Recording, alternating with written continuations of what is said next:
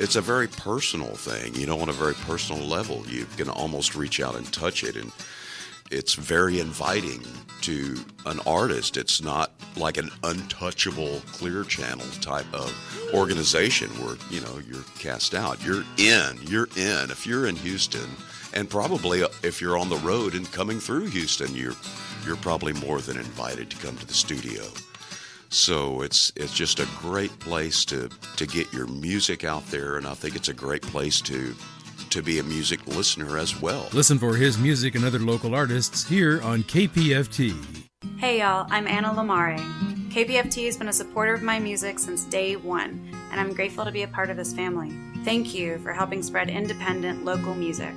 Support community radio. And this is 90.1 KPFT Houston. Support for KPFT and the Prison Show is provided by the Cohen Parole Law Firm. For almost 40 years, Gary Cohen has helped represent incarcerated individuals throughout Texas obtain parole and fight parole revocations. We protect those who have fallen short of perfection from the wrath of those who believe they have attained it. For more information about Gary Cohen and his associates, Alan Bennett and Gene Anthis, you can find it at the website, parolelaw.com. You may also contact them at 512-476-6201. Listeners should be aware that the following program contains language and audio images which may be found disturbing and may not be suitable for your snotty-nosed little brat who probably cusses like a sailor behind your back anyway. Parental discretion is advised.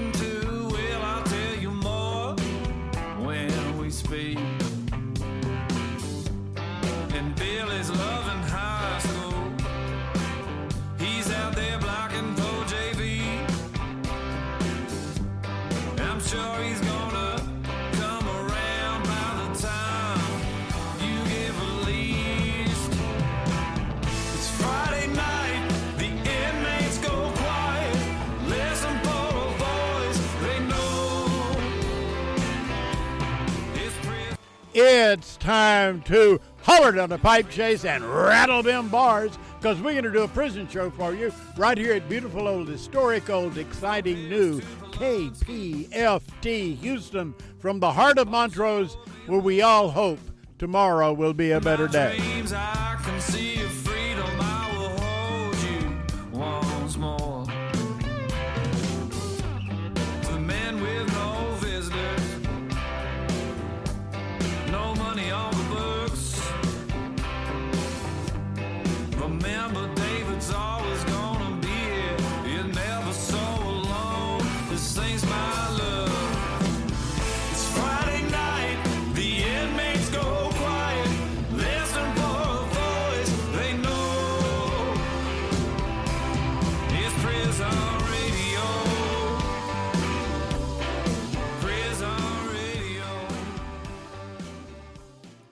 Welcome to the Prison Show.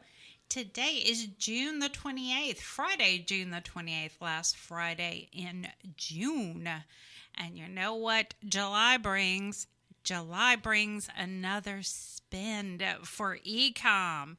Yeah, it sure does. And TDCJ has a brand new e-com site up and running. It looks very different than the old one. You can still do everything you used to do on it. Deposit money, buy some good stuff. And the good stuff's there. As of earlier, it was showing oatmeal and tortillas, flour tortillas, which is not often that you have those two. Now, when the new spin starts over next week, will those items be there? Probably not, because as soon as every single time I try to buy an item for my loved one, they want oatmeal and flour tortillas. Never on there, but it's on there right now. So get ready. July 1st starts a new spend, so wanted to remind everyone about that. I'm sure you didn't forget, though.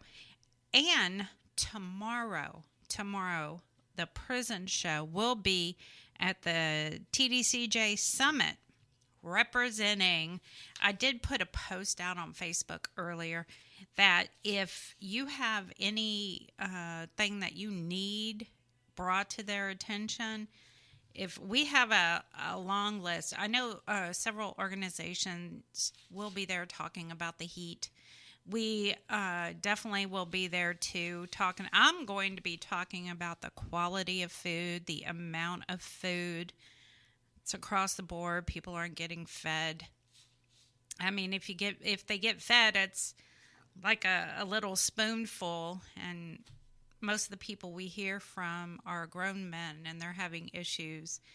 You know, even diabetics over at the Peden Unit are not getting fed correctly. Their sugar's high. So we're heading on over to Austin to speak with them at the summit. And like last time, there was a ton of different people there. Securus is going to be there. David is going to make a beeline for the Securus area. Did you hear that, Mathis? Yeah, he's going to be making a beeline over there. And, of course, medical will be there. I know both Linda and I have some issues with medical. So we're going to be talking to them, as well as directors, deputy directors. I'm not sure if Brian Collier will be there. He wasn't there at the last one. Anyway, so we're going to be tackling that tomorrow. So it's going to be a long day, that's for sure. And we want to meet you. Yes, we do. Your families. And your families. Absolutely. So if your family, if you can give your family a call, tell them, go on out to Austin. We have the information posted on our Facebook page. And I'm sure David will have that address later because I did not print it. I did not.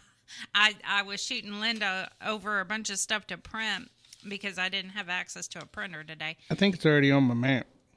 I was prepared. Yeah, I was looking up earlier. I'm not prepared. So. It's called the Austin Stone St. John. It's at 500 East St. John's Avenue, Austin, Texas, 78752. And if you didn't get that, we're going to repeat it later on in the show. And I'll do it slower. Yeah, slower, David. All right. So tonight, David has lined up a great show as usual. Mimi Rodriguez, criminal justice organizer with Grassroots Leadership, and Taj, which is Texas Advocates for Justice. Allison Mathis, attorney at Mathis Legal Services, former assistant public defender at Harris County Public Defender's Office, and candidate for Harris County 338th District Court Judge. Whew, Allison. And we have attorney at law Terry Peden. And I did let him know that I sent him a message. And apparently his website's broke. It's broke. He didn't get it. And, of course, Linda and I, the Death Row Angels, we will be here. Well, we are here, but we're going to be talking to you later on. But first, we have Mimi Rodriguez on line 2. Hi, Mimi. Hello, how's it going? Going good. How about you? I'm doing well tonight. It's good to be here with y'all. Thanks for having me. Well, thank you for coming on. What you got for us tonight? I just wanted to talk a little bit about some work that we've done recently and then what we'll be involved in coming up here in the near future. So as y'all know, Grassroots Leadership, our mission is to end mass incarceration, criminalization, and deportations of our communities. And so part of that is our ongoing campaign, the Care Not Cages campaign. And so specifically in Harris County, we advocate for policies that reduce the jail population. So right now, the jail population is around 90% of the jail population. Around 90% of the jail population is on pretrial detention. And so, there's people being held that haven't been convicted of any crimes. And so what we advocate is for is instead of continuing to invest in punishment, sending people, to prison, and we instead advocate for community-based resources, like increased funding to housing and mental health services. And so back in May, that was around the last time that I was here on the show, we participated in the National Bailout Project's campaign to free Black mamas. So we were able to bail out 5 women from Harris County Jail, and since then we've been working with them to provide aftercare support. They have mentors that they've been working with, connecting them to housing and treatment resources, and we are providing court support as part of our participatory defense program, which I talked about, I think, the last time that I was here as well. And so we're actually accompanying one of them to court on Monday, hoping to, save some time. So that was something that we were really proud to be able to participate in. That was in May around Mother's Day. So the idea was to hopefully get some mothers back with their families in time for Mother's Day. So that was a really nice project that we were really grateful to be able to participate in. And in the upcoming months, we are going to be involved in voter engagement and voter education, particularly around voter disenfranchisement. So what we are going to be doing is just educating the community, specifically people who have the right to vote but may not know it. So as y'all may know, people have their formerly incarcerated people have their voting rights restored after felony conviction. So whenever they're completely off papers, that's something that is automatically restored in the state of Texas. There's some other states that require some other steps to be taken, but here in Texas, it's automatically restored. And a lot of people don't know that. And so they're not voting, they're not participating in elections. And this year is an important election year. And so we want people to be able to participate in those elections. And so we're going to be doing some voter education, just making sure that folks know that they do have the right to vote. So we're going to be targeting some certain populations just to make sure that people understand what the law is around voter disenfranchisement.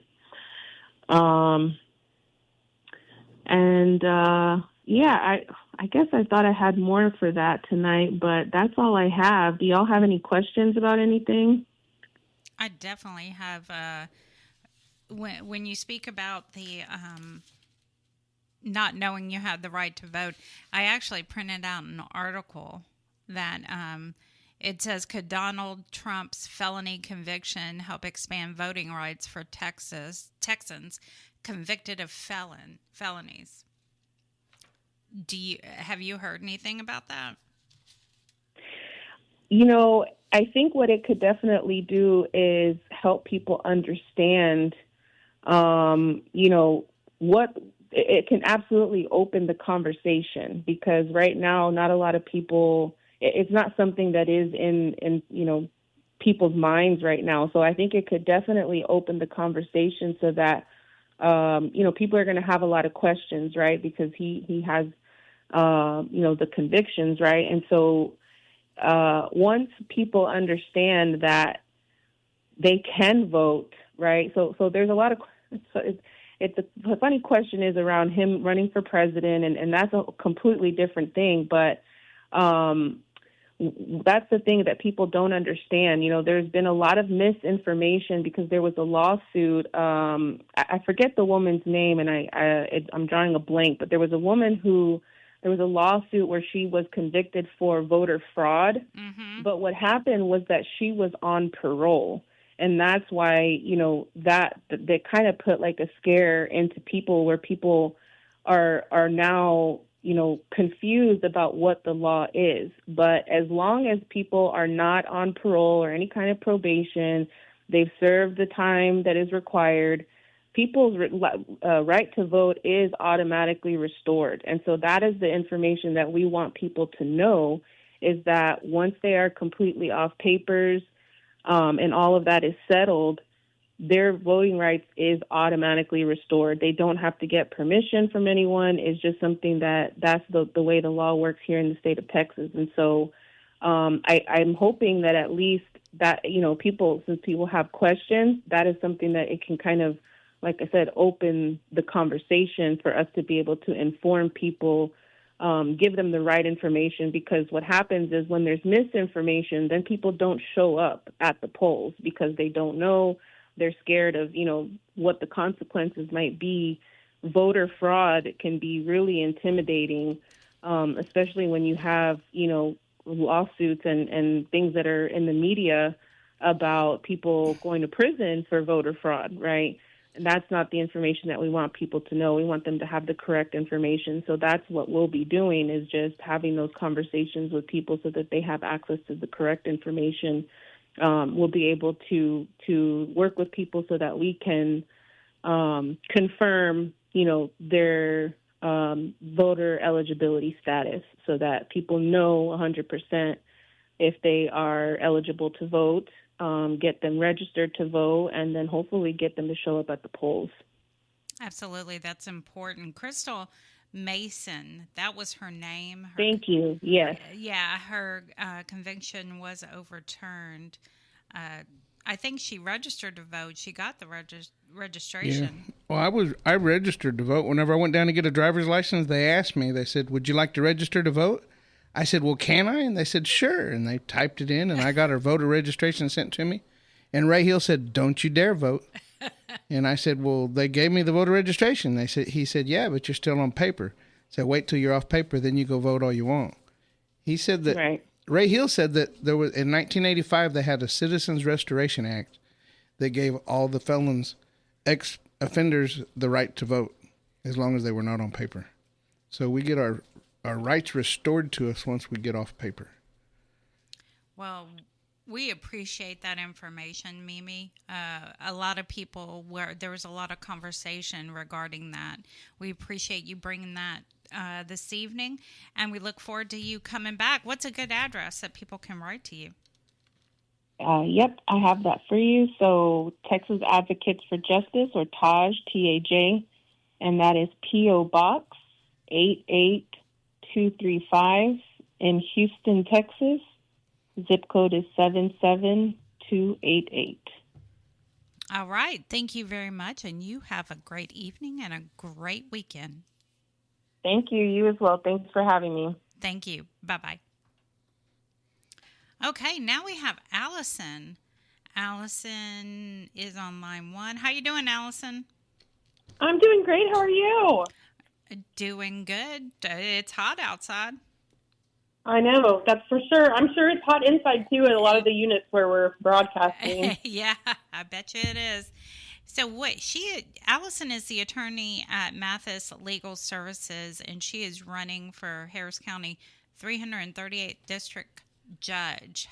So what do you have for us tonight? Well, I thought I would talk about some of the recent opinions that have been handed down. I think maybe you guys have heard the Supreme Court has just been handing down tons and tons of decisions, and some of them are really interesting, especially for criminal law, and they're not all bad, surprisingly, right? So I think that the one that I wanted to talk about tonight is one called Smith versus Arizona, and it just came out a couple of days ago. And so in this case, and this is going to be really important to a lot of the people who are listening right now, because I think this might impact a lot of convictions. So in this case, in Smith versus Arizona, there was a lab analyst who performed the drug testing on these drugs that they said Mr. Smith had. Well, the lab analyst quit her job in between the time that she tested the drugs and the time that the case went to trial. So that happens a lot. Like, I can tell you that. That happens a lot in practice. Somebody quits, maybe somebody dies, they move on, they get fired. And so when it comes time to trial, they just the state just has another analyst, a substitute analyst, take the report that the analyst who's gone now had written, and then they testify based on that first analyst's report. So they have a substitute analyst in there testifying, and so that's been kind of checked off as being okay for a really long time. But Mr. Smith's attorney did a really good thing. He objected, right? He said, this is not okay. This is hearsay. This is objectionable hearsay that this guy, this substitute analyst, is testifying about an out-of-court statement offered for the truth of the matter asserted, right? And so that's what hearsay is. That's the legal definition of hearsay. And when this substitute analyst is reading off of the lab report somebody else's words, where somebody else is saying, I did this and I did it the right way, and then I did this and I did it the right way, that is the same thing as hearsay, right? And you are entitled to confront your accuser. And so that implicates the confrontation clause of the Constitution. So what that means is that evidence is not admissible. Do you hear what I'm saying? This is a really big deal. If you had someone else testify at your trial who was not the analyst who performed the testing on the drugs, maybe on the DNA, we don't even know how far this could possibly go. Now, the Supreme Court carves out a couple of exceptions, right? Of course, because they're going to have to. But one of the exceptions is they say, look, this has to be testimonial. It has to be things that are prepared in anticipation of trial. It makes sense for the state to have a substitute analyst come up and testify, and they can talk about some things, right? They could say, you know, in a typical lab, this is the procedure that we would follow. They could testify to the standards that they're supposed to have as an analyst. They're supposed to, they could testify about accreditation standards. They could testify answering hypothetical questions. But what they can't do is they can't testify that this other analyst who performed the testing did X, Y, and Z correctly, right? And so this is going to be huge. And I think this is going to be the basis for a significant amount of writs and appellate issues. Now, one of the problems is that if your attorney didn't object, then this issue doesn't get preserved for appellate review. And so I think that there may be a way to claim ineffective assistance of counsel through an 1107 writ if your attorney didn't raise the objection at trial and you had a substitute analyst. I'm not sure you're going to win. I think that the counter argument to that is going to be that the state's going to say, well, the law at the time in Texas was that this was admissible evidence, and so that attorney wasn't performing at a lower standard of practice because they didn't know that the Supreme Court was going to do this. But I think what we need to argue is that this is a constitutional right, and if the Supreme Court finds that this is a violation of a constitutional right, it has always been a violation of a constitutional right, and that shouldn't keep people in prison if their rights were violated. So I think that there can be a whole lot of relief here, maybe, and I'm really looking forward to seeing how the Texas courts handle this. When did this decision come down? Like 2 days ago. Okay. All right. So the other thing that came out, this one is out of the Dallas Court of Appeals, and a friend of mine drew my attention to this. This one is not nearly as big a case, but I think it can affect some people in Texas, and I think it can maybe affect some people within the listenership especially, okay? So this is a dissent.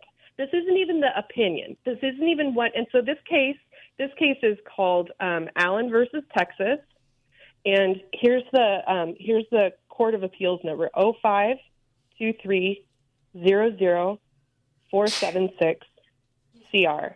And so that's out of the 5th District in Dallas, right? And so here's what happened. Mr. Allen goes to trial, and he has Mr. Allen goes to trial, and he has a 3-day trial. It is a sex case.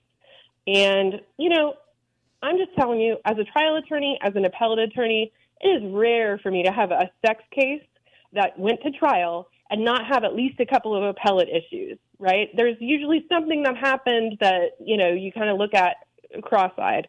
But his attorney, his appointed attorney on appeal, filed an appeal where he raised just 2 issues. And that's okay. Sometimes, if that's all you got, that's all you raise. You don't want to raise frivolous stuff.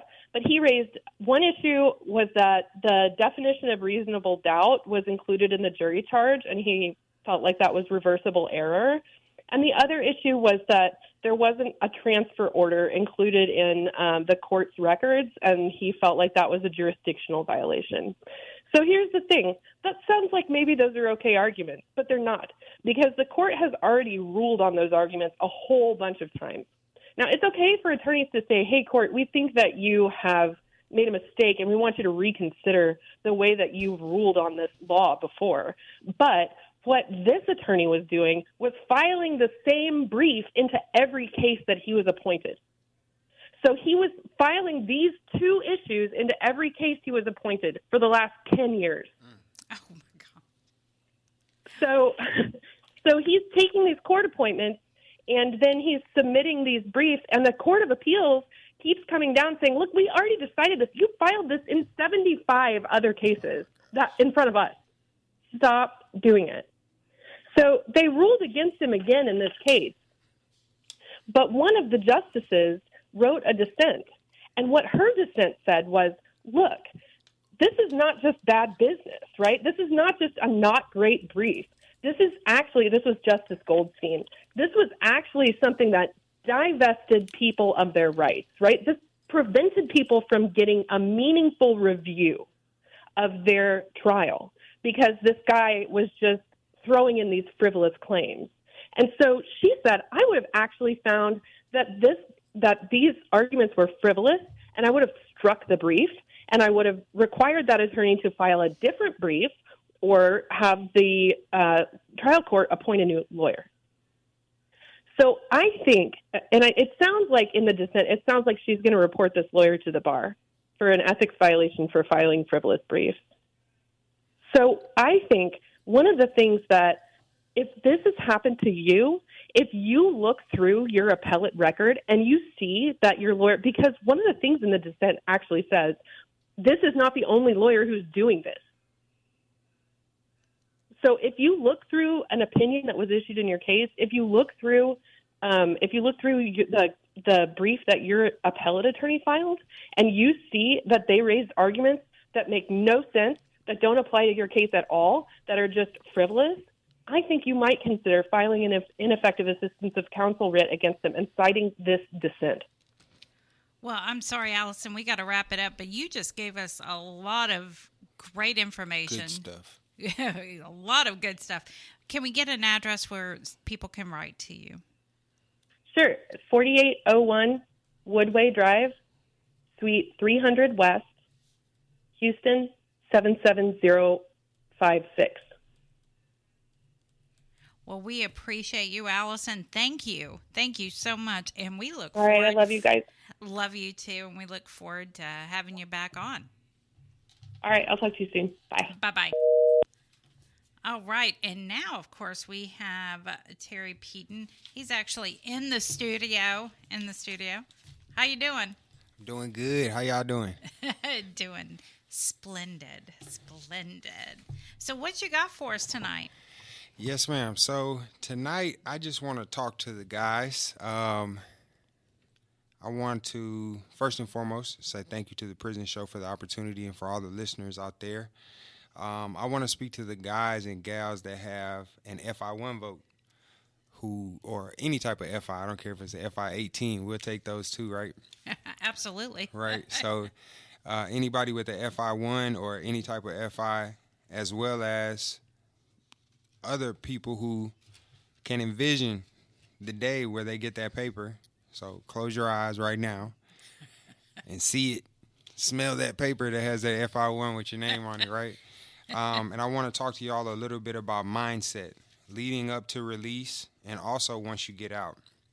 I don't like repeat customers for my parole and my criminal defense related. I mean, I'll take your I'll take your case if you just want to keep going back and forth and give me your money, but that's not my goal. My goal isn't to have a cycle of the same clients over and over, helping them get out and unfortunately watching them be unsuccessful on parole. So this might be horrible marketing, but I want to give y'all some tips so that if you hire me to help you get out on parole or to help you avoid a revocation, that you don't have to call me again for anything criminal related. So my main tagline here is going to be slow and steady wins the race. I know a lot of my clients and people that I work with find themselves in trouble, and when I really sit down and talk to them and I'm like, okay, well, you know, what was your mindset that got you in trouble? The mindset in many instances was, you know, I want to provide. I want to be able to pay for things and be independent and show the people who've done so much for me while I was incarcerated that I'm big and I'm strong now and I don't need any help and I can do for you. And that's fine. That's the goal that we want to work to. I know that as human beings, and especially as men, that we have that instinct. However, unchecked, if we don't rein that in and put some type of focus to it, that can get a lot of people in trouble.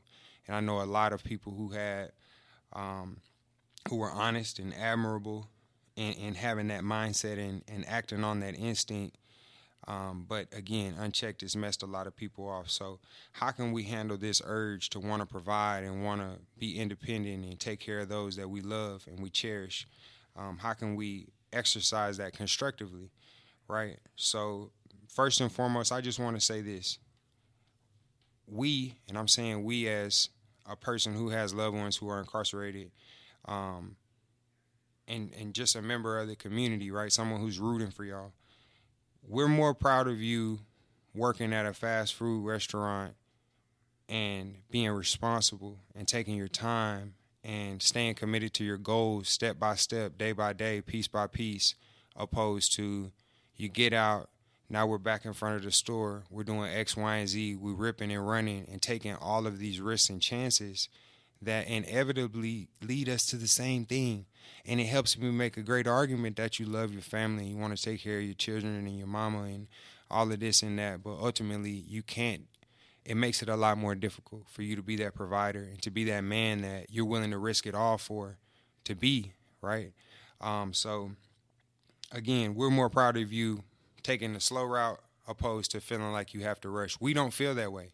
That voice in your head is imaginary, right? Absolutely.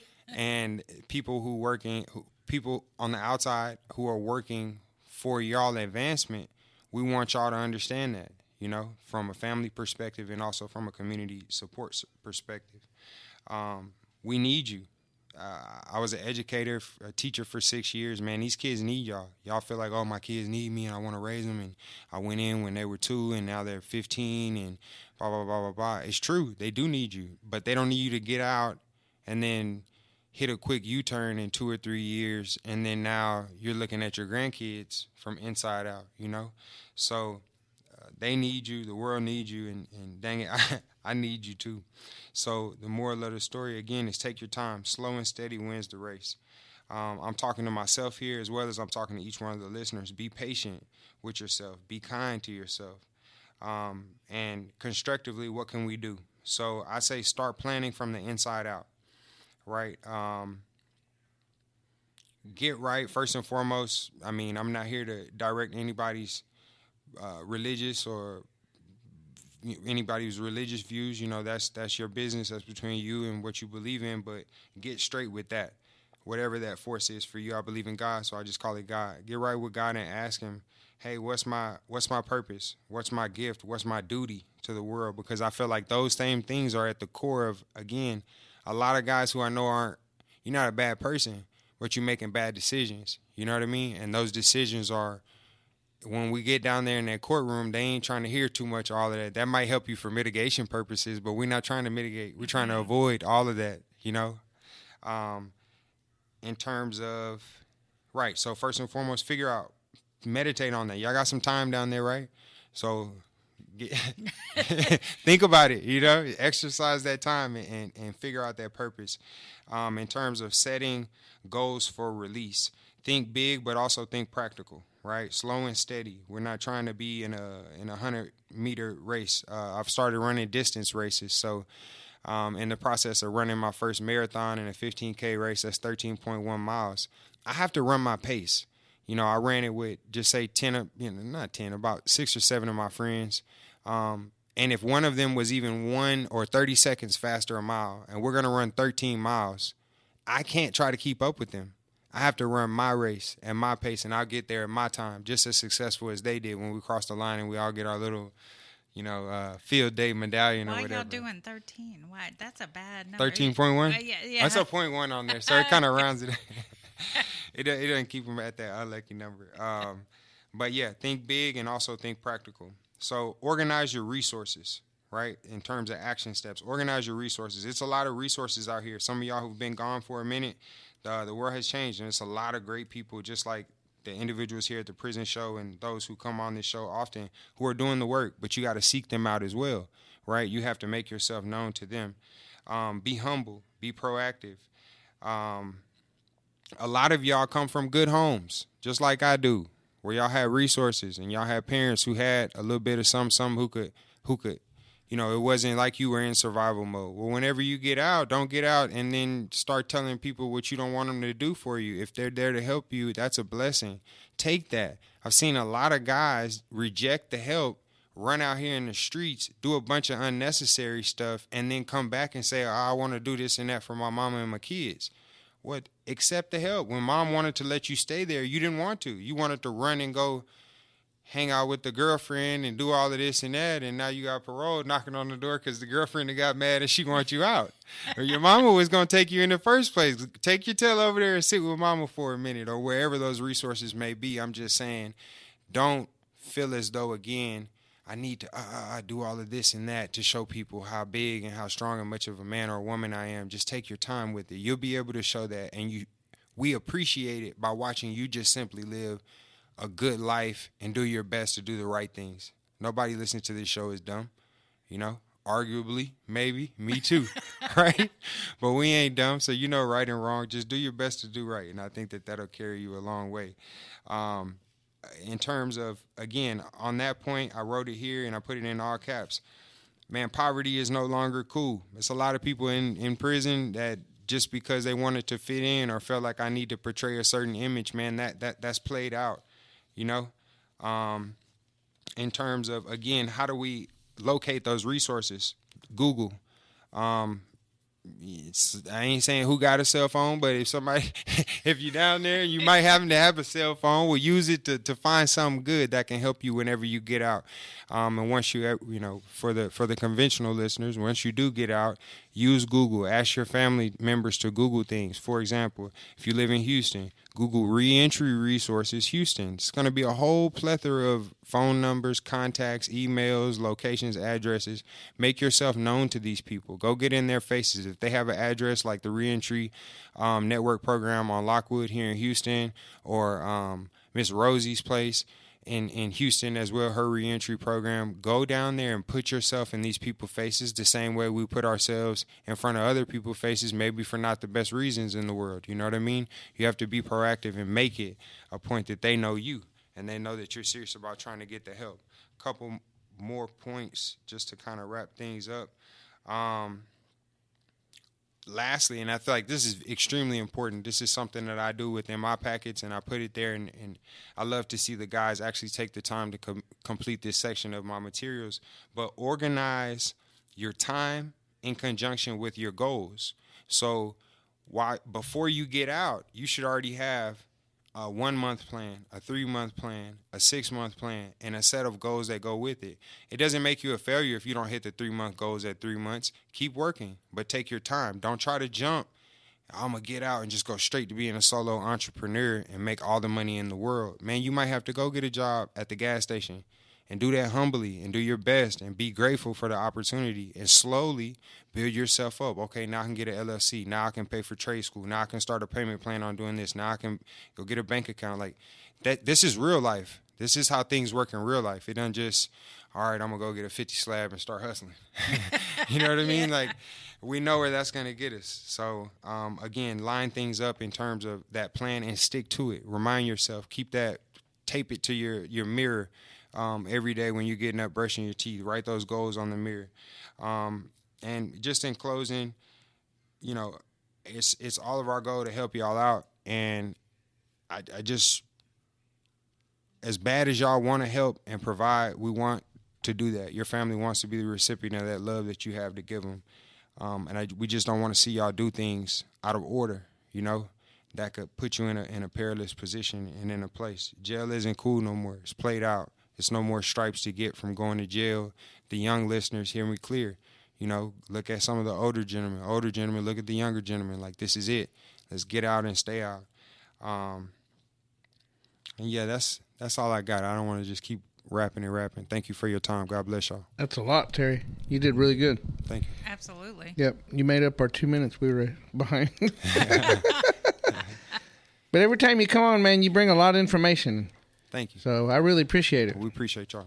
And you've done a wonderful job changing over from being a teacher to having your own practice now, man. Come on now, I appreciate that. I just got to get that. I got to get that little gadget on my website fixed. And she's right, man. She said she sent me some. I went on there. I'm looking through. I got like 3 or 4 different ways a person could contact me on my website. As I'm looking, I'm like, man, come on, this is not like me. I go on there. I say, I filled out the form myself, and I didn't even get it. So y'all, same way I'm talking to y'all about things being in process. I take my licks on the chin, but we just got to keep going, y'all. We got to keep pushing. Yeah, those forms don't always work. I contacted Cody Johnson with the form, and it didn't work. I talked to him in person. That worked. Yeah. Well, and that's why when he came in this evening, I'm like, hey. Yes, sir. Don't call me ma'am. I feel so old every time. You're getting there. She is old, yeah. What? Well, I'm no spring chicken myself. What Did you hear Linda? I heard Linda from back of the damn studio. She is old. Whoa. Ain't that something? And who's got the silver hair? I know. That's a crown up there. It's a crown. Yeah, that's right. That's a crown. Did he give his address? So my mailing address is P.O. Box 1410, Houston, Texas 77251. Again, P.O. Box 1410, Houston, Texas 77251. Phone number 334-544-9471. 334-544-9471. Y hablamos español también. Wow. He's been studying. He's been studying. Yeah, I got that Rosetta. Rosetta working for me. Rosetta's working for me. She's doing her thing, y'all. So I was talking about a Chinese lady, and you got Rosetta. I got Rosetta. Well, I got an appointment with Mr. Peden here coming up. So Yes, ma'am. Monday, yes. If he calls me ma'am, though, I'm going to be click. Noted. It's the way he was raised. I know. And I appreciate that. It just makes me feel old.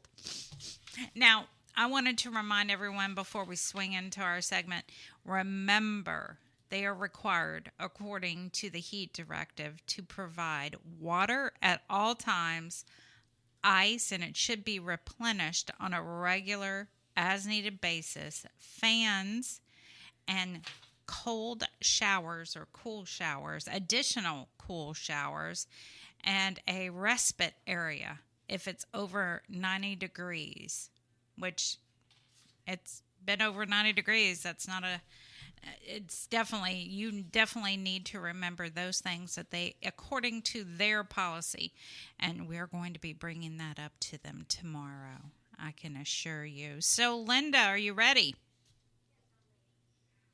And now she's on. Okay. I'm ready, yes. All right. Good evening, everyone on Texas Death Row and everyone else listening, because we all know you are listening. And shout out to our friends over at the federal prison system, because we know you're listening too. Romero Gonzalez was executed on Wednesday, June the 26th, was pronounced dead at 6:50 p.m. His last statement, according to the TDCJ website, is, "Yes, ma'am, to the Townsend family, I'm sorry I can't articulate. I can't put into words the pain I have caused y'all, the hurt what I took away that I cannot give back. I hope this apology is enough. I lived the rest of this life for you guys to the best of my ability for restitution, restoration, taking responsibility. I never stopped praying for all of you. I never stopped praying that you would forgive me and that one day I would have this opportunity to apologize. I owe all of you my life, and I hope one day you will forgive me. I'm sorry. Patricia, I'm sorry. David, I'm sorry. To all your family, I'm sorry. I just want you to know I love you guys, and I lived the best that I could to give it all back. To my family, my friends, thank you for all the support, every decision I made, everything I said in this penal system was based on how it will reflect on you guys. And Bridget, I lived my life for you guys. I love you all. To the administration, Warden Dickerson, Hazelwood, thank you for being so courageous, for making decisions to make the system better. You guys are also my goal. It's why I've been better, giving me the responsibility and the opportunity to become responsible, to learn accountability, and to make good. Continue to fight the fight, especially in your faith. God bless you all. Warden, I'm ready. So, right now, we have 5 scheduled executions in Texas. And yes, we know more are coming. And get your phones out because we've got to continue to call the governor. And his number is 512-463-2000 or 512-463-1782. And tell him you oppose the death penalty in all executions. Start calling those county DAs if you oppose the death penalty. And I said this Wednesday night, it doesn't matter if we all have differences of opinion. We stand together in what we believe. So go out to Huntsville and stand with us. Currently, like I said, we have 5 official executions. Ruben Gutierrez is scheduled for July 16th, and he is out of Cameron County. Arthur Burton is scheduled for August the 7th and is out of Harris County. Travis Mullis is scheduled for September 24th and is out of Galveston County. Garcia White is scheduled for October 1st and is out of Harris County. And Stephen Nelson is scheduled for February the 5th of 2025 and is out of Tarrant County. It's not often that they schedule them that far in advance. Now, as my friend Mayo says, here's the news you can use. And just to remind everyone, if you would like a copy of the information, please let Linda or I know. Gabrielle Hall, you are scheduled for conference at the Supreme Court coming out of the CCA on September the 30th. Mayo, you are scheduled for conference at the Supreme Court coming out of the Fifth Circuit on September the 30th. You also submitted your reply to the state's opposition on June the 26th. Aurelia Escobar, you were scheduled for conference at the Supreme Court on May 30th and June 6th. But were not heard. We are still waiting on the next date for you. Rodney Reed, you have been scheduled for conference 9 times at the Supreme Court coming out of the CCA. You have been rescheduled again for a date that is not listed. Richard Tabler, the state filed their opposition to your petition at the Supreme Court on June the 14th. James Broadnax, you were denied by the Supreme Court on June the 24th. Amos Wells, an amicus brief was filed by the Law School Centers on Racial and Criminal Justice on June the 25th at the Fifth Circuit. Franklin Davis, on June the 17th, you requested an extension at the District Court to file motion to amend petition that was granted. You must file by July 5th. Paul Story, on June the 19th, the CCA rejected Tarrant County DA Sharon Wilson's request for a new punishment hearing. And John Rubio, on June the 25th, the state filed a response in opposition to the opposed motion to alter judgment at the district court. And I think Miss Linda has some information for you. I do. I've got some birthdays, guys, for the month of July. William Hudson and Elijah Jobert, July the 3rd. Harlem Lewis the 3rd, July 5th. Obel Cruz Garcia, July the 8th. Paige Lawyer, July the 9th. Gerald Marshall and William Irvin, July the 11th. Cedric Marks, July 15th. Melissa Lucio, July 18th. Carrie Allen, July 21st. Jeffrey Prevost, July 22nd. Humberto Garza, July 24th. Edward Busby, July 25th. Jason De La Cerda, July 26th. Dylan Compton, July 27th. Eric Cathy, July 29th. Willie Jenkins, Carlos Ayastas, and Stephen Staley, July the 30th. We got 3 birthdays in one day there. Yeah. Y'all can have a big party. Okay, now I've got a poem from Facundo Chavez. Lab rats, are we lab rats? Are we a social experiment? Are we humans without rights? Is justice really blind? Why can't I leave? Where does time go? Is this sadness? What is joy? Where is freedom? Where is my will?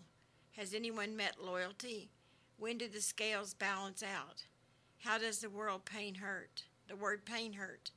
What's the weight of a teardrop? When did I last laugh? Were memories downloaded and saved in me? Where does love live? Are we all equal? Can I still smile? If they're pro-life, why do we die? How far is the sky? Can I say bye? Best wishes, Facundo Chavez. That was great, Facundo, and I always enjoy hearing from him. Yeah, I've never heard from him, but I got the poem from you and I read it. Yeah, it was great. It was great. And thank you so much. Now, like I always say, we sprinkle news throughout our broadcast. I do not believe I've mentioned this, or I may have, but Governor Abbott appointed Tom Fordyce to the Texas Board of Criminal Justice. So as a reminder, it's important that we know who is on the board. It's important because they make the decisions when all mail stopped or when they decided we could no longer send cards. That was something that was a decision that was finalized through the Texas Board of Criminal Justice. So it's important that we know these people, we follow these people, and even when we go to the meetings, the board meetings, we introduce ourselves so they can put a face to it, because I email them all the time. I'm always up in their business. So Tom Fordyce, he is, of course, from Huntsville and vice president of the County Fair Association. So he's a Masonic Lodge. You know, he's Do you think he's part of the Illuminati? I'm just playing. What? block everything I have going on. Just kidding. I was just playing. I'll save all that for federal court. Yeah. You see, he just said everything I wanted to. But David makes me be very, very good. He's like, you can't do that. You have to behave, Danny. Can't I say know Illuminati it's on the airways. Illuminati. Just kidding. Hey, it's no different than saying pussy, right? We said that a lot. You can say that because it's the name of a rock band. Okay. You heard them. They got out of jail and we had just about a whole show about it. I'll stick to Illuminati. Now you're sounding like Donald Trump. Uh-oh. Ew. She ruined my night now. Make America great again. I'm gonna go in there and take that cowboy hat and knock him upside the head. I swear to you. So, more information. TDCJ I wasn't at the microphone. TDCJ and the city of Bartlett announced that the former Bartlett State Jail is opening back up as the Bartlett Unit. They say the decision to reactivate the facility stems from a rise in the prison population and the need for additional beds. So, they are reopening it. And, of course, the city of Bartlett is just thrilled to pieces. But Brian Collier said it is set to operate as an innovation unit for the agency. It will offer a new approach to programs and services designed to support successful rehabilitation and reintegration into society upon release. So it does not say exactly what this innovation unit, what will take place, or what the programs will be. However, they are holding a job fair, a hiring event that will take place on July 23rd and 24th. The unit's projected opening date is early October 2024. And I just, on a personal level, I find they don't have enough officers. They can't even get food to some of these people because they lack officers to get the food to them. But they're going to be opening this, and this unit is it's like around the Austin area, a little bit north of the Austin area. But maybe they'll have some people, I don't know, able to hire some people over there. Very sarcastic. I'm being very sarcastic. But right now, we have so many messages on our Facebook page wanting us to ask about food because their loved ones are getting Johnny's 24/7. I mean, it's nothing but Johnny's breakfast, noon, and dinner, if they even get. Sometimes they blob of peanut butter. Sometimes they go over 12 hours with no food. It ain't no bueno. No, especially in this heat. No water, no food, nothing.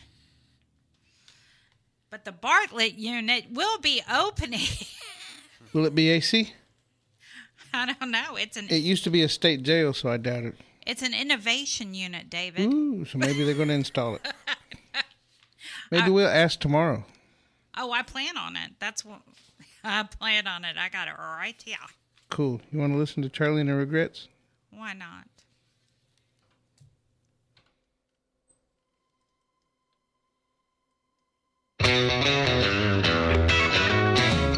Well, the gavel came down and then locked me up. Now the state has got my body and the county just sold my truck. Inside these walls, well, I moan and bleed. It's an awful big mess for just a little weed. Well, I'm not saying I didn't break a law. One little misstep, I took an awful big fall. If I'd have been a rich man, like old Kelly, I might have died on vacation, but never served a day. Well, the gavel came down and then locked me up. Now the state has got my body and the county just sold my truck. Inside these walls, well, I moan and bleed. It's an awful big mess for just a little weed.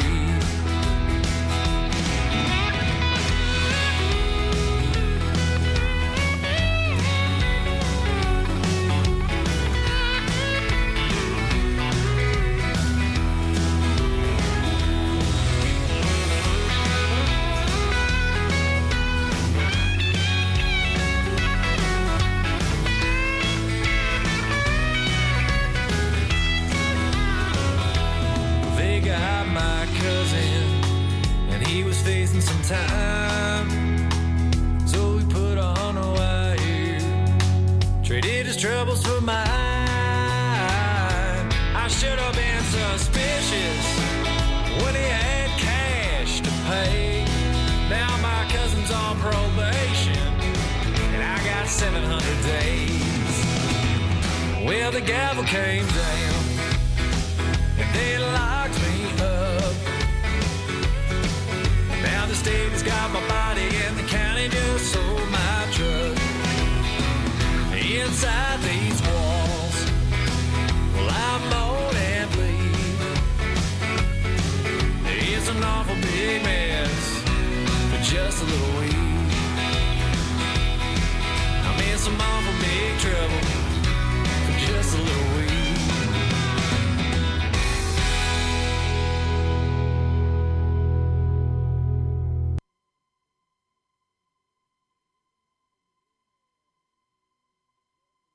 You're listening to KPFT Houston. Support for KPFT and the Prison Show is provided by the Cohen Parole Law Team. For almost 40 years, Gary Cohen has helped to represent incarcerated individuals throughout Texas, obtain parole, and fight parole revocations. We protect those who have fallen short of perfection from the wrath of those who believe they have attained it. More information about Gary Cohen and his associates, Alan Bennett and Gene Anthus, can be found on their website at parolelaw.com. You may also contact them at 512-476-6201. All right, and we are back. Remember, 713-526-5738, option number 2 to get on the air and leave your loved one a shout out. And right now we have Julie on line 1. Will you turn this air conditioner down? We can hear you. Hi, Julie. Hello, how are you doing? Doing good. You are on the air. Okay, I want to shout out to my loved one, my sweetheart in the Mathis unit. I wanted to check on him. I haven't talked to you, but I do have minutes on the phone on my side, so you can call me. Finally got some money today and done that. But I wanted to let you know I love you and I miss you, baby, and I'm praying for you, and I just hope and pray that your health's well with all this heat going on, and just thinking of you. We're doing good. We're took Julian to work and took him to work about 5, and then I gotta go pick him up at 11. But he's doing good. So, and I put minutes on where I send them until I get paid. I'll send you on your what do you call it? On the for your texting, I send you one to transfer your stamp so you could write me. But I miss you, baby, and I love you, and I'm still praying for you and hope the best for you, and just call me when you get a chance. Sweet dreams, and I'm hoping and praying your health is doing good. Just stay in there and keep your head up high, and you know I'm out here waiting on you, baby. Love you, miss you. Thank you for letting me shout out to him. Well, thank you for calling, Julie, and we hope you have a great weekend, and call back next week. Okay, I will. Thank you. Thank you. Have a great weekend. Okay, you too. Bye-bye. Hey, James, if you can hear us, call us back. Linda actually accidentally hung up on you. All right, now we have Lupe on line 3. Lupe on line 3. I'm here. Can you hear me? I can hear you now. Okay. I heard something else come out, like a busy signal, etc. Well, first of all, thank you all for making this possible that we're able to call and do shout outs to our loved ones.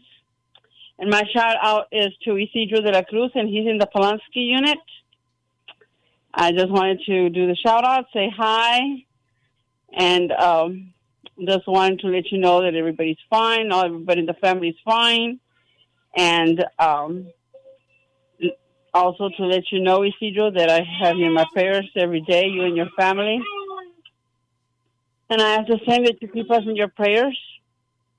And I will call next week. Thank you all very much. Thank you. Thank you. You have a great weekend. You all too. Bye-bye. Bye-bye.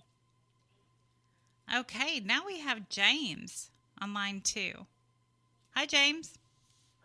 Hey, Danny. How's it going? It's going.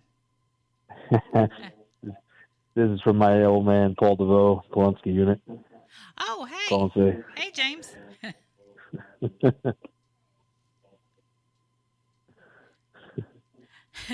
Go ahead. Go ahead with your shout out. I know he's been meaning for me to call in for a while, and I'm glad I finally got to connect. Just want to say that I miss you, and I can't wait to get down there and see you again soon. Glad to hear that you're doing better, and look forward to every phone call I get from you.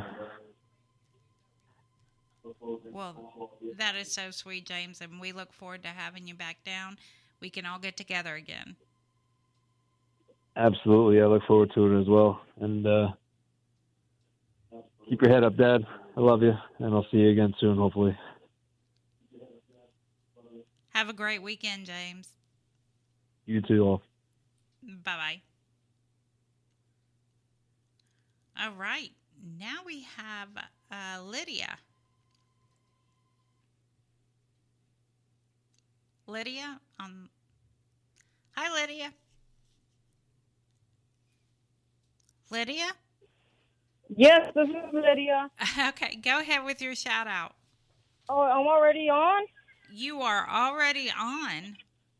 Okay.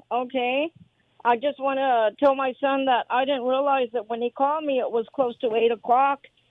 And I kept on saying, like, can you hear me? Can you hear me? And then I noticed it was already 8. The afternoon had gone by so fast. But I'm good, mijo. I'm fine. We just went to Sloshki's. They have a special 2 medium sandwiches for $14, the combo. And that is really good. That's a good price. Yes, it is. I was surprised. Yeah. I had seen their sign said 2 for $14, and you can have. I thought maybe it would just be the original, and no, you could order the deluxe one. You could order any one of them. Like, I said, wow, and it comes with a drink and the chips, and then they have $5 10-inch pizzas. I said, what?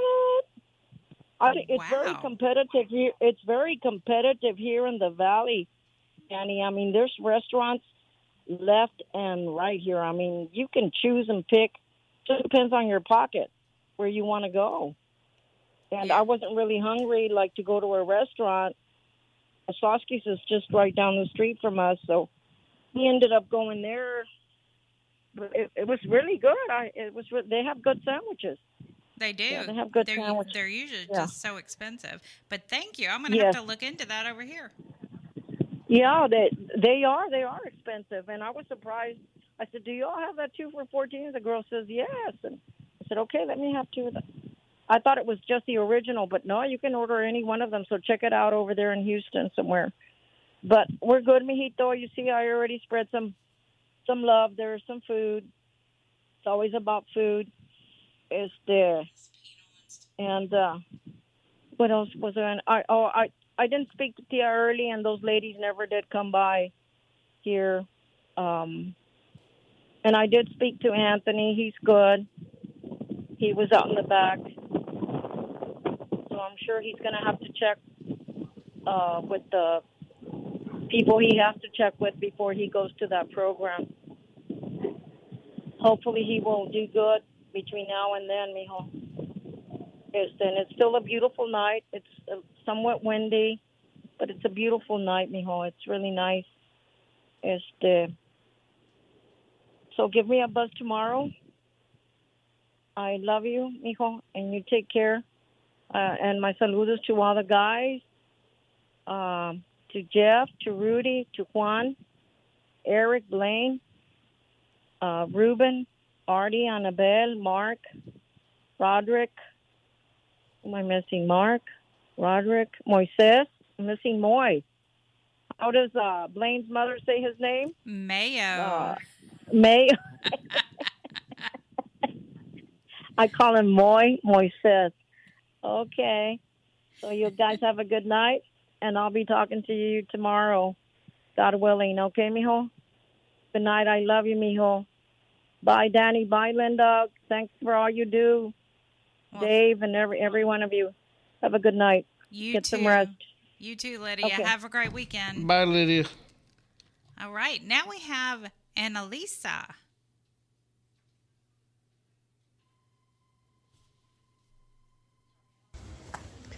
Hello, dear friends at the Prison Show. I hope you are doing well. I haven't listened to the program for a while, and I'm going to do it soon because I miss you. People like you make this world better and give hope when things don't make sense. And so thank you. To my friend Isidro. Hi Isidro. Ciao amico mio. I hope you are doing well and having a good evening. Thank you again for your beautiful letter. It really warmed my heart. Know that I think of you always, and I hope you are doing well. Take care, my dear friend. Send you big hugs, and take care, everyone. Have a lovely evening. Bye. She has just got she has a fabulous voice. Yeah, was she walking? I She don't out know. walking through the neighborhood? Maybe. I don't know. We should be walking. Yeah, really. All right. Now we have Jen on line 1. Hey, Jen. Hi, how are y'all? Hope you're having a good night. I just wanted to go ahead and give a shout out to Aaron Contreras. He's in Beto. He's currently in intake, so I'm not sure, if he has access already to a tablet, but just in case, he's browsing through the radio or something. Wanted to tell him I miss him and hope to hear from him soon. Well, thank you, Jen. Call back next week. I'm sure he'd love to hear from you. Yeah, I'll go ahead and let him know about the station just in case, he didn't hear. And thank y'all for doing this. Well, thank you. We appreciate it, and you have a great weekend. All right, y'all have a blessed night. Thank you. Bye-bye. Okay, 713-526-5738. Option number 2 to go live on the air. And now we have Caitlin. This is a shout out for Beto Garza in Polonsky. Hey Boo, how are you? I hope that you're in good health, spirits staying safe, and that there is a smile on your handsome face. As for me, things are okay, yeah, pretty much the same. I'm just here getting ready to go to work, and yeah, Daytona is here, and she says woof, and Buddy is doing good, yeah, went up to Buddy, not yesterday, the day before yesterday. And yeah, he is doing really, really, really good. So he says howdy. Other than that, yeah, the weather here is like, as you guessed it, it's bipolar at the moment. It looks dark and I think it's going to rain. But as it's here, you never know because probably it will rain. And then in the next few minutes, it will be sunshine. Yeah, other than that, yeah, things good. Work is good. And yeah. So know that you're my heart, thoughts and prayers, and that I'm sending you big hugs and kisses. So good night, sweet dreams, and stay safe. And to everybody at the prison show, a big, big thank you for making this happen. She always makes me smile. She's got a great accent. I wonder where she's from. David? She's on the internet. You don't chat with her all the time? No, I was being sarcastic. Oh. I wonder where her accent is very heavy. But she's so sweet, so sweet. You know where Manuel is from, huh? I know where Manuel is from. Well, you want to hear? Yeah, why not? Let's hear her. Hey, good evening, everybody. I do hope that you are all right and fine. This is my shout out to my sweet and precious, beloved dream husband, Robert Robertson, Polanski Unit. Hey, and good evening, my love. I do hope and pray that you are good and all right. So good as possible at this time. As for me, I'm the same, baby. I'm okay so far. So good as possible.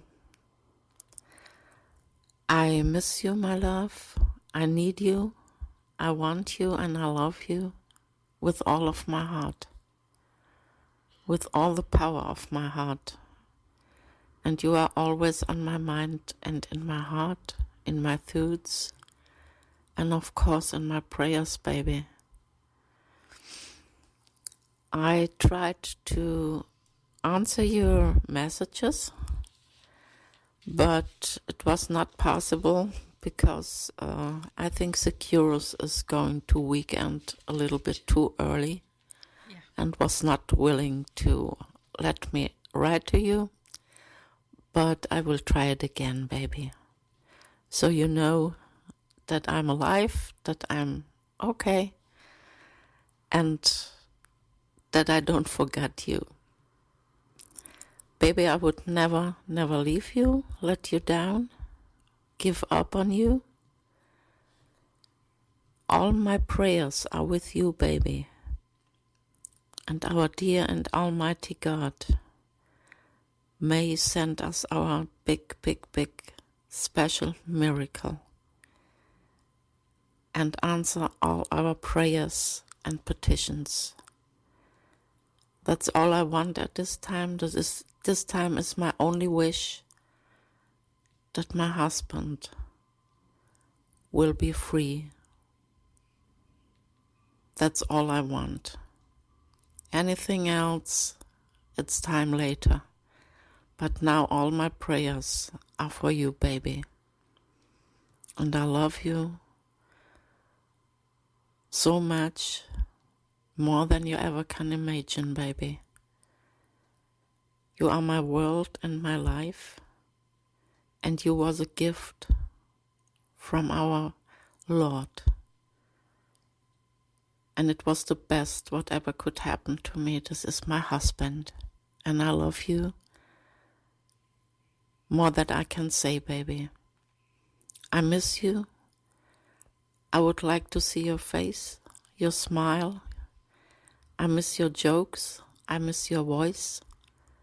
I miss everything. I miss you, baby. My love,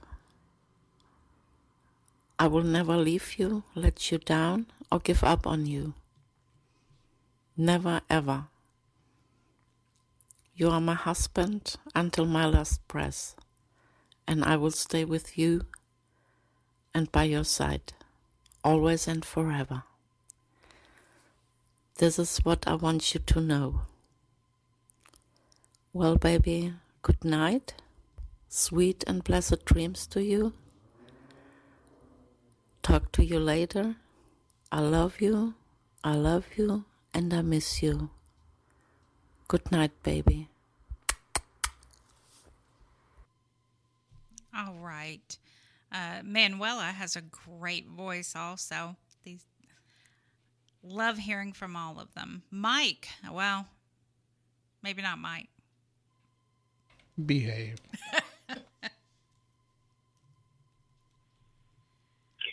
Hello, this is Mysterious Mike doing his shout-outs for the prison show this week. Here's my shout-out to Guys of Texas, Guy Alexander, Jamie Cuppett, Stephen Russell, Stephen McGee. Shout-out for Philip Perez. Lucy and Michelle want me to do a shout-out for Paul. Shout-out for Jovan, Matt Thomas, Edward Reeves, Adam Wilkerson. Tasha wants me to do a shout-out for Payday. Shout-out for Haas, Keith Money. Shout-out for Aaron Vasquez. Shout-out for Curtis Robertson. Shout-out for Blaine Milam. Shout-out for Oz. And shout-out to Bill R. Sims. Special shout-out to Clarence Lee Bowman. Shout-out to Raymond Lee Cart.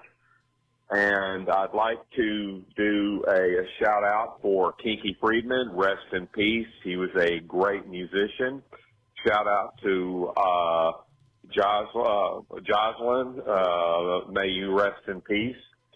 And also a shout-out to Richard Uzel, who was a board member who just passed away. And now back to the prison show. And you too can write to Mike or anyone here at the prison show. Address is 226 Chipmunk Trail. That's 226 Chipmunk Trail, Shepherd, America, 77371. And now we have Kenneth on line 1. Hi, Kenneth. Greetings. How are you? Doing good. How are you doing? I'm very well, thank you. And I was told if I called this number, I could put a little dig in on for my book that I wrote it many years ago when I was incarcerated, and I've been out for about almost 7 years now. And and I finally took the stories that I wrote while I was incarcerated. They won many awards, and I put them into a book form. And it's now published on Amazon. The title of the book is The Distance Between Right and Wrong, Prison Short Stories. And it just basically kind of covers the idea of, what it means to be incarcerated, because, sometimes I get this idea that, we're all either zeros or heroes inside of the prison system, and that's just not the case. There's all this difference in there, and everybody's trying to live a life that's, some very difficult circumstances, and trying to walk in a way that makes sense to them. And so that's what these stories are about. And one of them in particular is also a memoir piece about me going out to talk with my father after my brother's murder, and the fact that he was, my dad was a Green Beret, and I knew what he was going to do when he heard about it. And so I hopefully talked him off the ledge. So the website that I have is The Distance Between Right and Wrong.com, and it is it has on there one of my stories free. You can look at it and read the entire story if you make a decision on whether you would like to buy the book itself. And I've won awards for these things. There's some videos of me, and also another podcast that I was interviewed on. So have you sent it to people inside the Texas prison system? I have not, no. I am just starting this thing out. I was with the San Quentin newspaper. I'm in California, did my time here, and I was editor-in-chief of the San Quentin newspaper. And so they're going to bring me in on August 17th to the prison. I'm going back to prison, and I get back out, too. And they're going to interview me about the book and what I've written and everything like that. And I'm enjoying life out here. Life is good. I served 39 years of my life incarcerated. I understand that's a very difficult place to be at. But I found a good life and a very wonderful relationship with my wife. And I'm glad to be doing what I'm doing. Did you take guitar lessons from Buzzy Martin? I did not. Now, Buzzy was, but Buzzy is quite the character, and we've been bumping each other on Facebook for a while now. We have a lot of friends in common, I like the guy a lot. I actually work myself driving guys. I pick guys up who are paroling from prison after serving decades. I pick them at the gate, and welcome them outside. I take them to their very first meal out, and just in the same outfit that nonprofit that did me, I'm doing it for now doing it back for them too.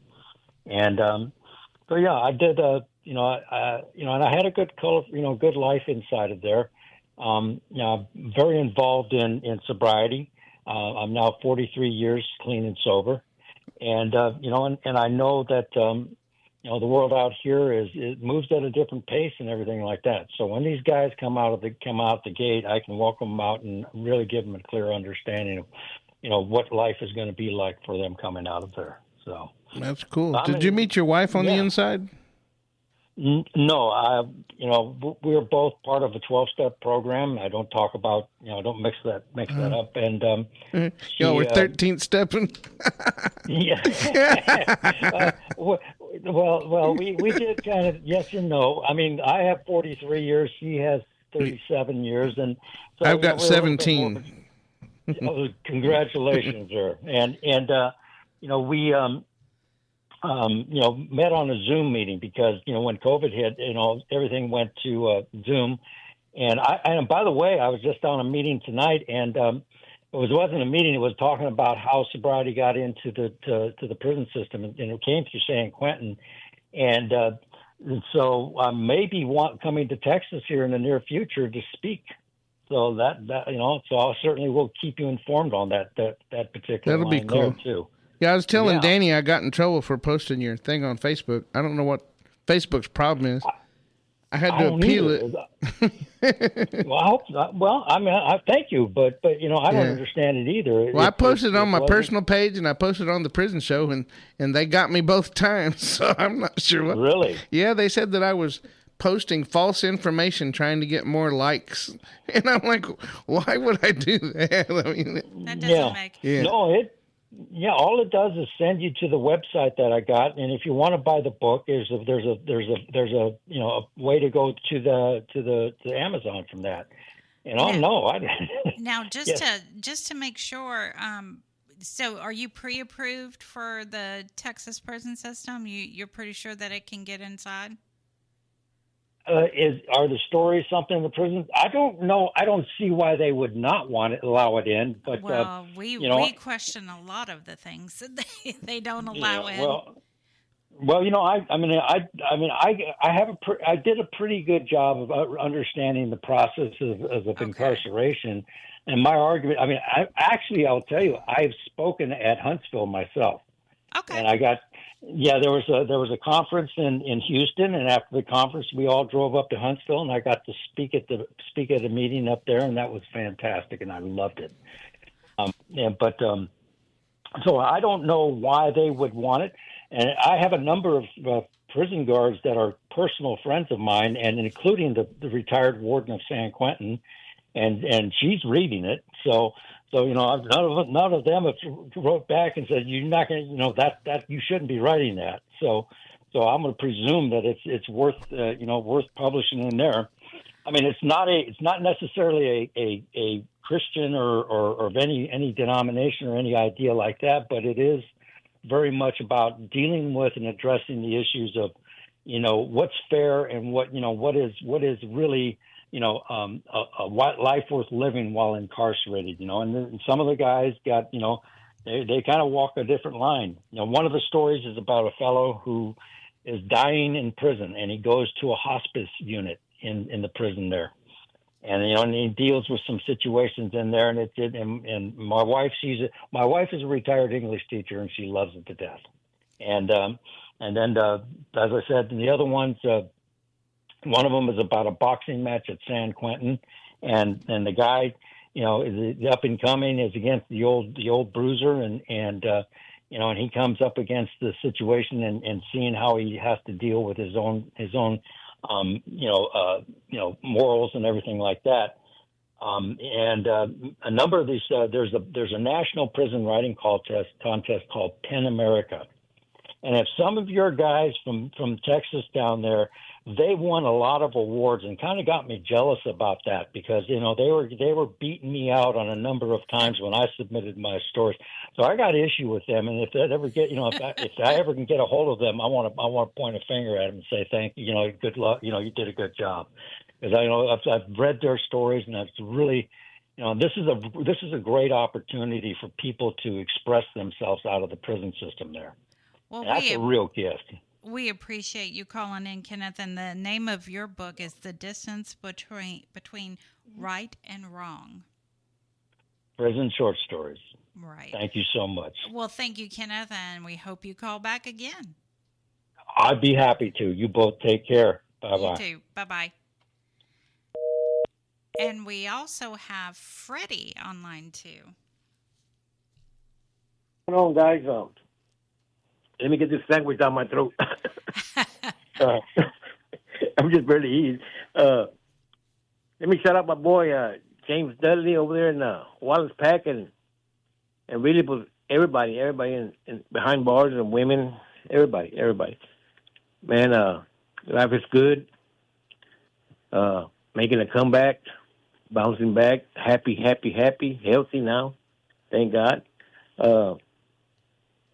Getting my little business going and being blessed. I got blessed with a John Deere LA 105, a real nice one.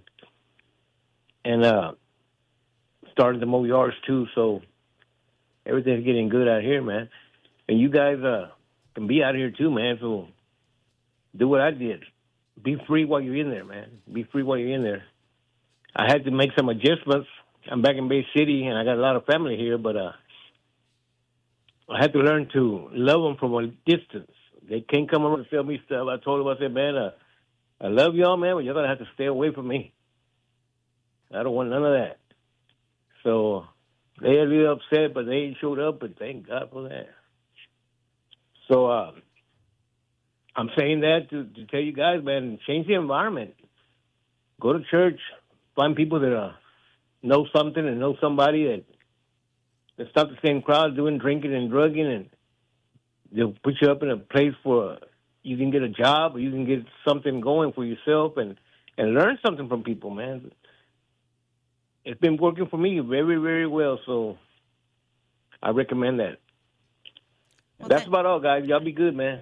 You too, Freddie. David. Have a great weekend. Oh, I'm at work all weekend. Well, have a good weekend. I will. Where's David at? I'm hiding watching the dump button. I had to dump you. So you can't say nothing for about another minute. You can't say no other curse words because I can't dump you again. Yeah, I'm not going to say that. I should have said that one. Yeah, you get us in trouble, man. It's a big fine. I had to hit the dump button. I don't know how I did that, man. So I guess I was just too excited. Yeah, you need to repent. I'm repenting already. Right now. Sorry, guys, man. I'm sorry. Anyway, well, thank I'll you. talk to you later, David. We'll work on that tractor. All right, brother. Sounds good. All right, bye-bye. All right, Linda, what you got? You got any shout-outs tonight? Of course, I always have shout-outs.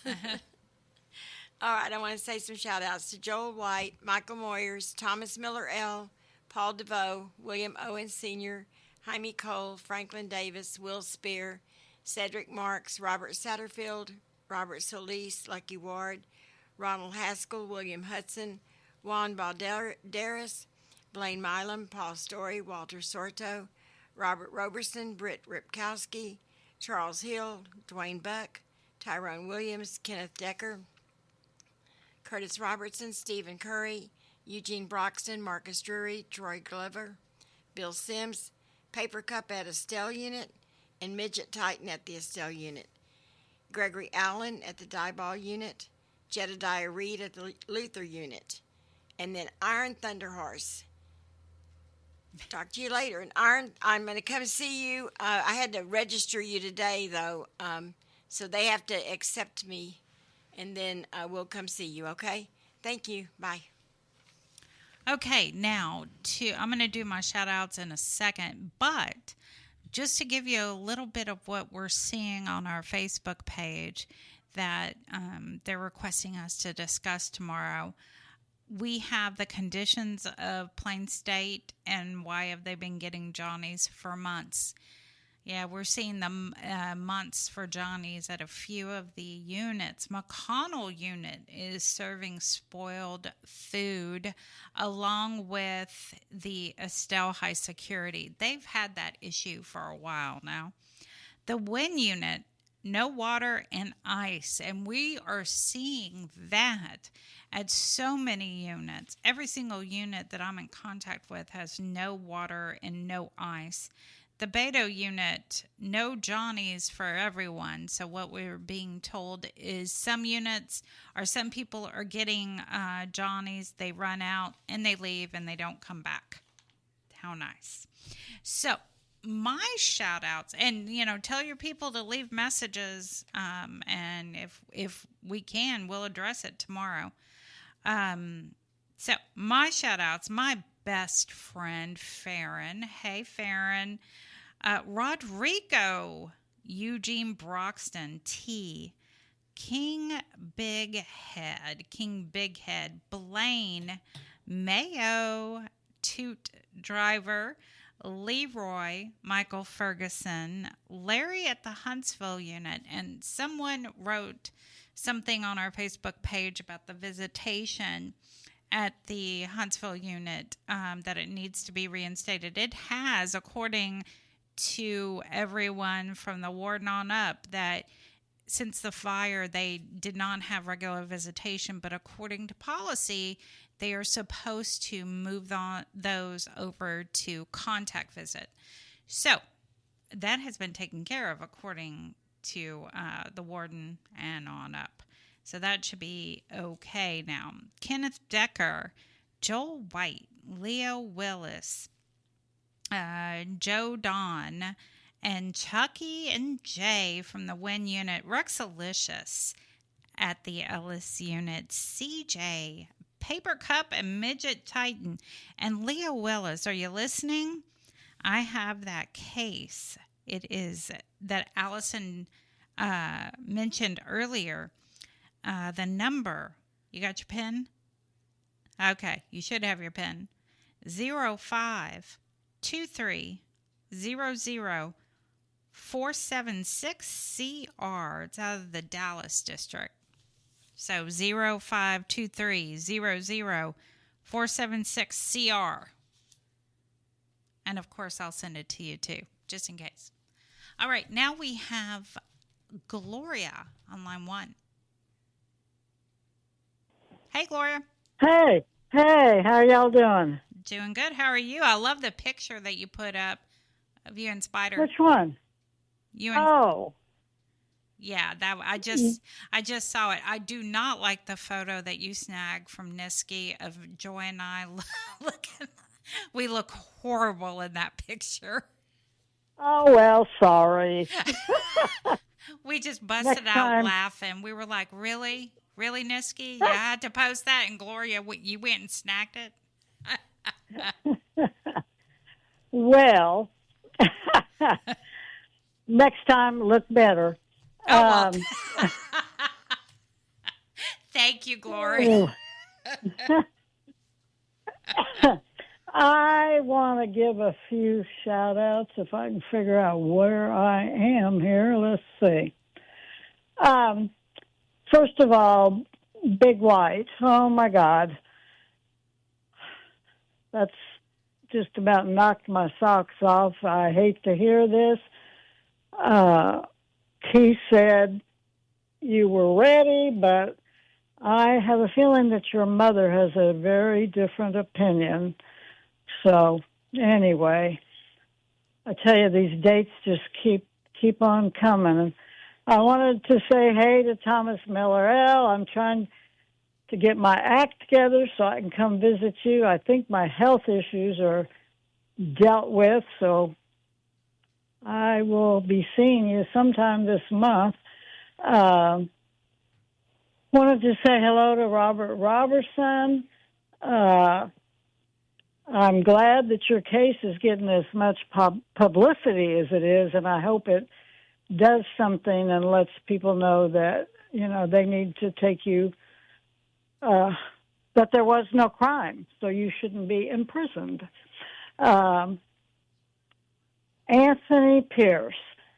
Listen, I tried to order your e-com. And I couldn't do it because I'm not on your visitation list or your phone list, so add me to one of them.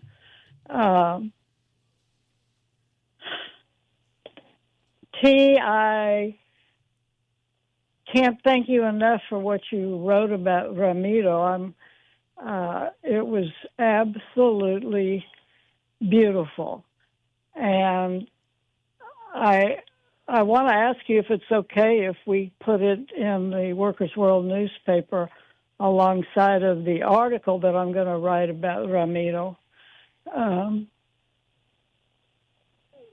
it was just mind-busting.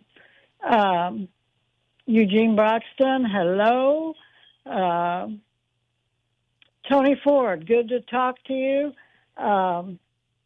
And yes, I'm behind on answering some e-messages, but I will get to you in well, I'm going to Austin tomorrow. What time are y'all going to get there, Dani? Well, Joy's always running late, so it depends on what time. We're shooting for around 9. Oh God, that means you got to leave at what? 6:30? Around that time, yeah. Oh, gross. Well, I'm going to try to get up at 6 and leave by 7. So I guess I'll be there 7, 8. I'll be there about 9:30, maybe. Hopefully. Are they going to do presentations first? That I do not know. I've never been to one of these things, but I do want to go. And I want to give a shout-out to Nanan. And Nanan, doggone it, I sent you a message. I wanted to know that woman's first name. So if you are listening, send me a JPEG or whatever their e-message right now, immediately. Let's see. Who else did I want to say hello to? Rob Will.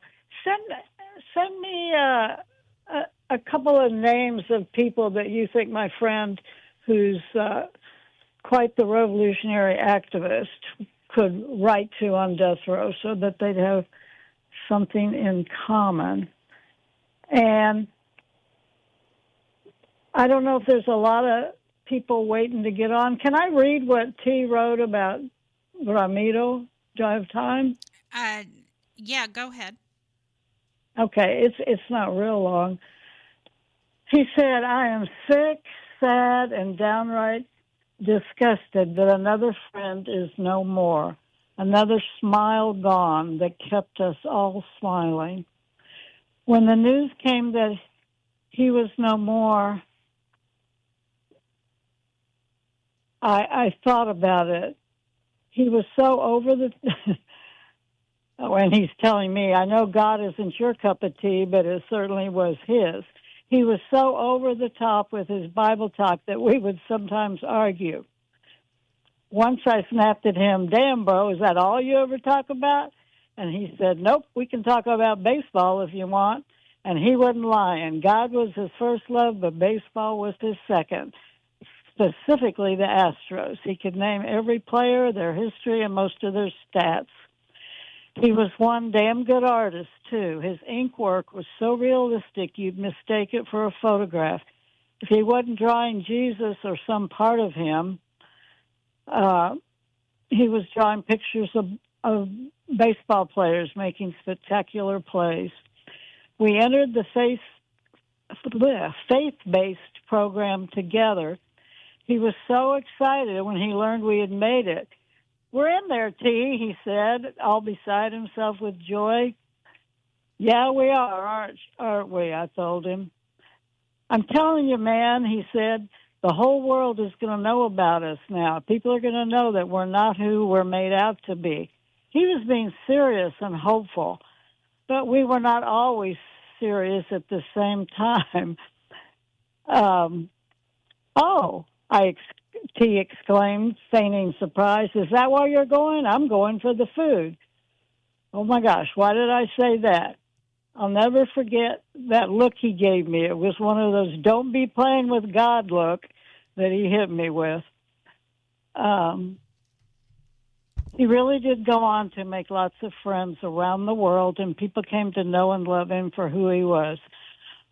I surely do hope he found his Jesus, and wherever heaven is, I hope that baseball is there and he can talk about Jesus and baseball all he wants without friends like me saying, damn, do you ever talk about anything else? We miss you. I thought that was really a nice tribute. Yeah, T always finds a way to put, the thoughts into words, and he's amazing, and Ramiro was amazing. And we thank you, Gloria, for reading that. We do have another caller now, but thank you. Okay. See you tomorrow. I'll see y'all in the morning. Okay. Bye-bye. All right. Bye-bye. Okay, now we have Patty on line 2. Hi, Patty. Humberto Garza at the Polinsky Unit. Hey, mijo, I hope you're still listening. Just wanted to tell you, I think your mom already called. Anthony is home. Tina's at the beach, I'm sure you know. Theo and I should be going tomorrow morning to the beach just for the day because I canceled my condo for last week because, of course, the storm. So I canceled that on time so I could get my money back, which was great. Anyway, we should be there tomorrow just for the day and probably dinner. Josh and Tina and Mike went out fishing today. They maxed out on trout. So that was good. Anthony did talk about going to rehab, which is awesome. Your mother sent me a card. I did talk to the man, and Anthony called him this afternoon when I got home. So just, gonna pray on that, mijo. I'm trying to expedite my passport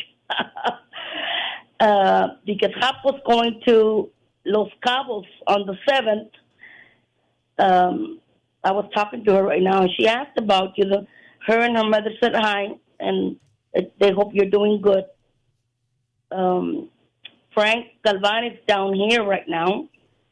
Probably going to see him Sunday. I love you. I miss you, mijo. I hope you're doing good. I know you're doing good. I know Tina and your mom went up this week. Amanda's good. The kids are good. So everything's good, mijito. I mean, wish you were here, papi. Good night. Thank you, Patty. All right, now we have Carmela. Good evening, Kristen Show. Thank you for taking my call. I thought I might have missed it because I'm been stretching myself. I hope everybody's doing well and staying cool. I'm looking forward to the holiday weekend. I'd like to say hello to my nephew, Bradley Leland Aiken at the Beto Unit. Hey, Brad, I hope you're doing all right. Hope you're staying cool any way you can. I know it's tough. It's hot here. And thank goodness I'm not a chicken because they're hot too. I see them panting. Anyway, I just hope you're doing well and keeping your chin up and thinking positive thoughts and making a positive game plan. Hope you are staying cool and hydrated as well as you can. Just know that you're loved. I I love you, and I'm sure other family members do, not your friends. Hope you're looking forward to 4th of July. I don't know how you guys celebrate on the inside, but I'm beyond celebrating. I just stay cool and safe inside. It's going to be a hot one, and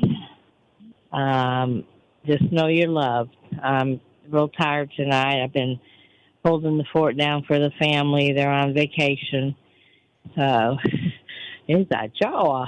Anyway, you take care, and I love you, and I hope to talk to you next week.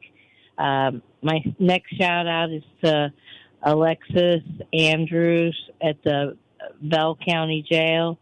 Alexis, hi. Hope you're doing okay. Staying cool and hydrated as well.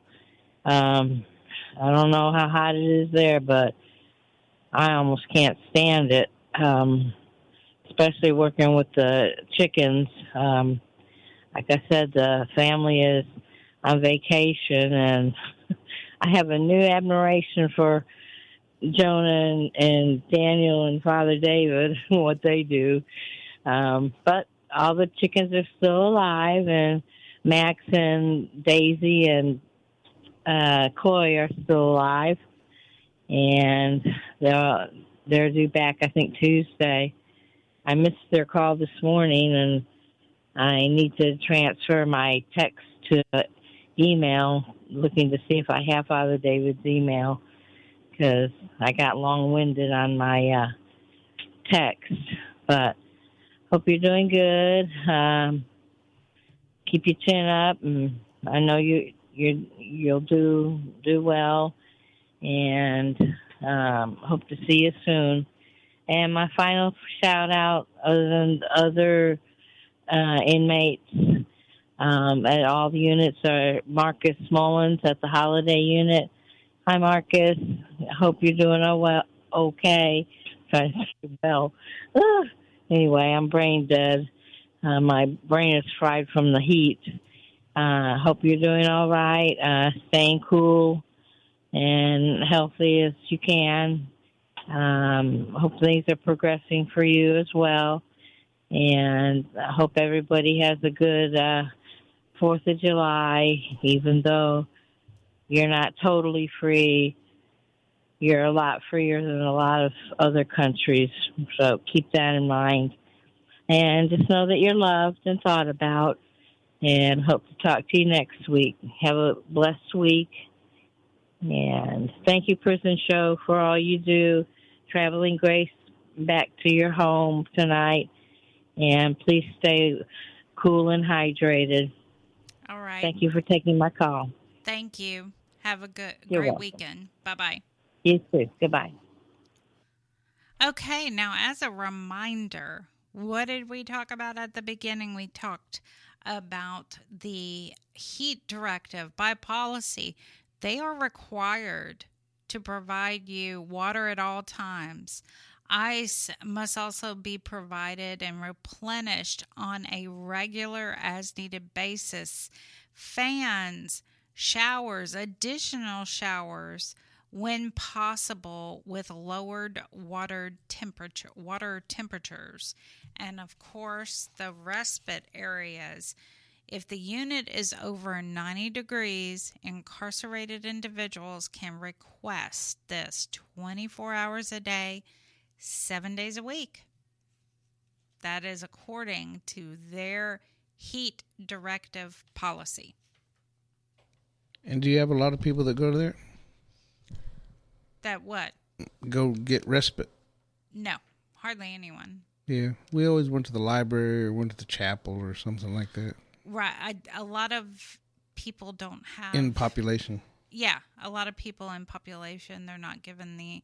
I mean, I know someone who lives in it and then goes to work in the boiler room, and their hours in the boiler room are, 12, 16 hours, so... Yeah, their boiler room's not air conditioned, is it? No. Yeah. So it's hotter than Yeah, Hades. Yeah.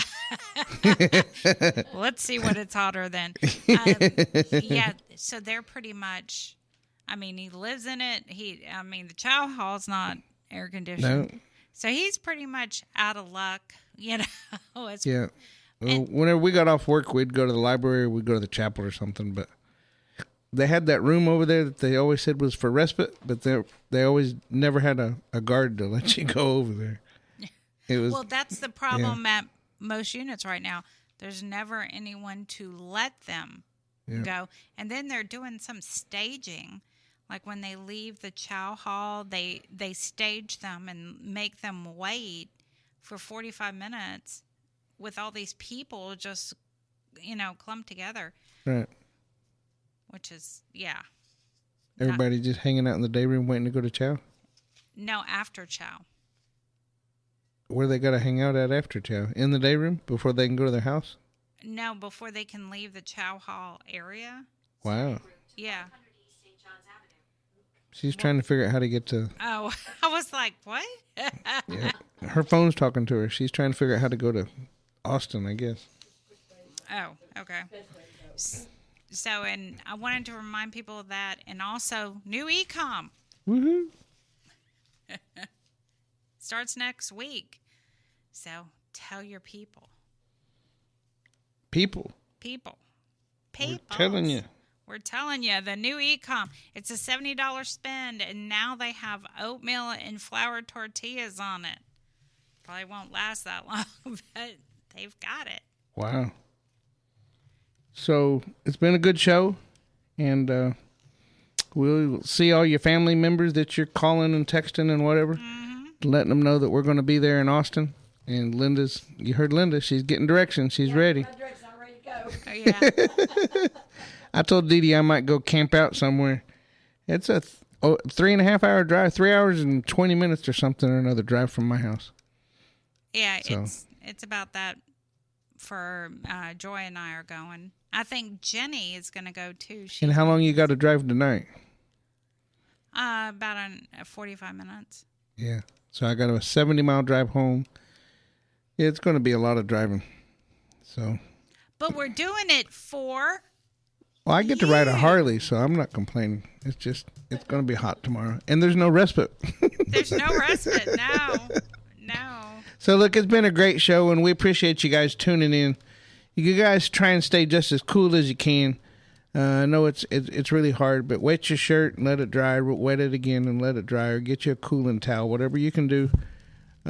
Wet your floor. That's what we did on Cofield. We'd wet the floor and then just roll around in it and try and get some rest as much as we could.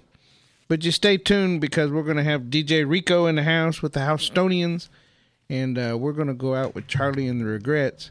So have a good weekend. Have a great weekend and a great 4th of July.